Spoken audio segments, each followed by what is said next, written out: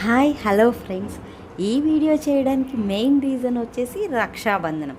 సంవత్సరం మొత్తం ఎన్ని పండగలున్నా నాకు మాత్రం రాఖీ అంటేనే ఇష్టం.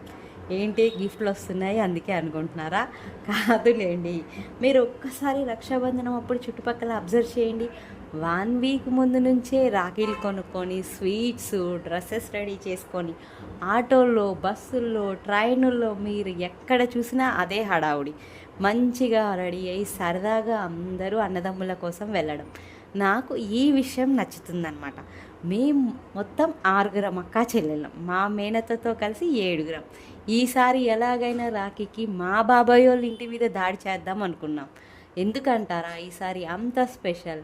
మా పెద్దోడు ఆస్ట్రేలియా వెళ్తున్నాడు. మళ్ళీ నెక్స్ట్ ఇయర్ ఎక్కడ ఉంటాడో తెలియదు కాబట్టి ఈ ఇయర్ ఇలా సెలబ్రేట్ చేసుకుందాం అనుకున్నాం. 2-3 మంత్స్ నుంచి ఎంత ప్లాన్ చేసి గ్యాదర్ చేసినా కూడా ఈ 2 సిస్టర్స్ మిస్ అయ్యారండి. సో సాడ్ కదా. ఇంకా మా అత్తయ్య వచ్చేసి మా వాడిని నెక్స్ట్ రాఖీకి ఆస్ట్రేలియా నుంచి గిఫ్ట్లు తెమ్మంటుంది. మీరే చెప్పండి, ఎవరి బ్రదర్ వెళ్తే వాళ్ళ సిస్టర్స్ కోసమే కదా గిఫ్ట్లు తెచ్చేది. ఇదే ఆర్గ్యుమెంట్ అక్కడ నడుస్తుందన్నమాట. నిజంగా ఇంటి నిండా ఆడపిల్లలు ఉంటే ఆ సందడే వేరు కదండి. మొత్తానికి మేనత్తతో గిల్లికజ్జాలు, అక్క చెల్లెళ్ళ సరదాలు, తమ్ముళ్ళ ఆప్యాయతలు, అక్కల దీవెన్ల మధ్య మేమైతే రాఖీని ఈసారి గ్రాండ్గా సెలబ్రేట్ చేసుకున్నాం.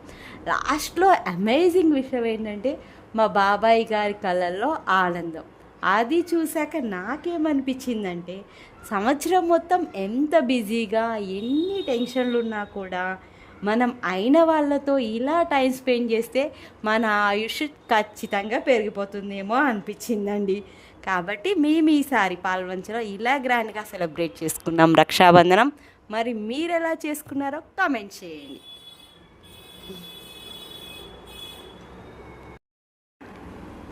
ఫైనల్లీ ఇది మా ఫ్యామిలీ పిక్.